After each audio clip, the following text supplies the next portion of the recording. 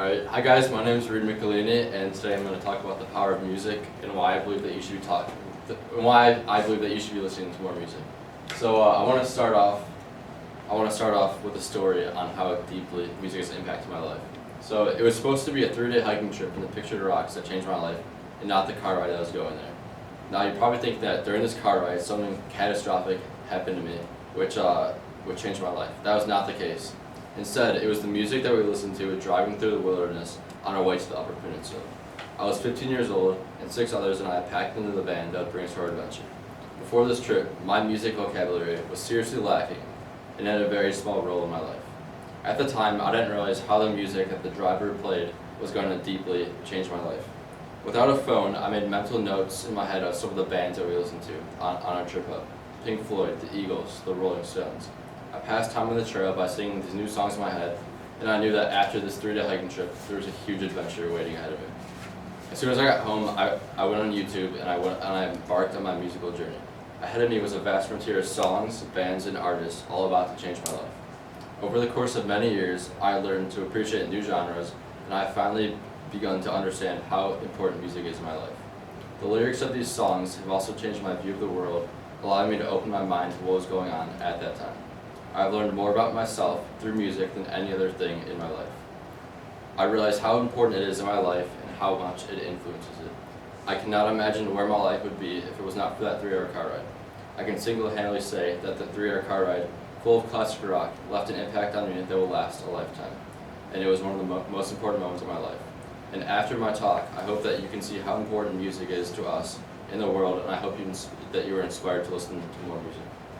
So one thing that makes music so powerful is its ability to block out the world. Like, we're all stressed out and we're all anxious, and music just allows us just to tune out, and that's a very powerful thing that it does, and I think it's really great that it does that. And so when we're able to listen to music, we're just able to forget about the world and our worries just for a second, or able to immerse ourselves in whatever's playing. And one study in particular suggests this. And it demonstrates how music affects surgical patients. So in this study, 40 cataract patients with an average age of 74 volunteered for the trial, and half were randomly assigned to receive ordinary care with no music, and then the other half was they were able to listen to music before, during, and after the surgery. And at the end of the study, it was concluded that the patients surrounded by silence, they remained hypertensive throughout the operation. And the pressures of those who listen to music, they were a lot less stressed. So so the pressures of those, it went down rapidly, stayed down in the recovery room. So in short, the people who listen to music experience less stress. And as Elton John once said, music has healing powder. It has the ability to take people out of themselves for a few hours. And I think this is so powerful, because nothing else can do this, like just nothing else can do this unless you're taking drugs, but no, you don't take drugs. And music has more than just the ability to let you forget about the world. I know it sounds crazy, but music can improve health and well-being. And according to the psychology of aesthetics, creativity, and the arts, music is known to increase pain tolerance and decrease anxiety.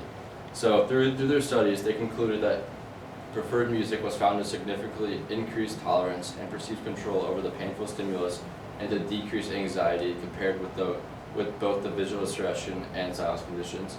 So on top of music's ability to relieve stress, it has the ability to increase pain tolerance and decrease anxiety. So on top of this, music can also improve cognitive abilities. So how many of you guys have heard of mothers playing Mozart for their kids? Yeah. So this is called the Mozart effect, and so the Mozart effect, it's when you induce when an infant or a newborn is listening to Mozart music, it induces a short-term improvement on the performance of certain kinds of mental tests, and this is not just for newborns. This is for also adults. So there was a study done at Harvard where there was a group of students that took an IQ test, and half of the students listened to Mozart and Bach, and the other half listening in complete silence. And those who listen to Mozart and Bach, they had a higher score than silence, than just listening to silence. So this is like a perfect example of how music can improve your cognitive abilities, and that's just another powerful thing that music can do. So music also has the ability to change the way that we see the world, and at the University of Groningen, it showed that listening to particularly happy or sad music can change the way that we perceive the world and how a person's mood and the music that they're listening to are related. So for example, if you're listening to like a sad song, like you're gonna feel down kind of. And if you're listening to if you're listening to an uplifting and happy song, then you see the world as like a happier place. So another ability that music has, which I believe to be the most important, is its ability to bring people together.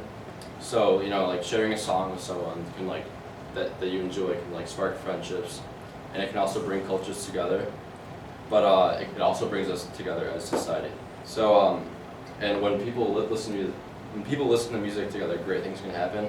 And a perfect example is a benefit concert. So a benefit concert is where musicians come together and they play for like a certain cause to raise money. And a perfect example of this was Live Aid in 1985. So it was a concert to raise money for the Ethiopian famine. And artists such as Queen, David Bowie, and Elton John played, and they raised over $127 million. And it had an audience of 1.9 billion, and at the time, that was 40% of the world's population that was watching on TV. And I just think that's crazy that it was able to bring that many people together and raise $127 million. And another example, more recently, was One Love Manchester. So everyone know what happened? Ariana Grande's concert.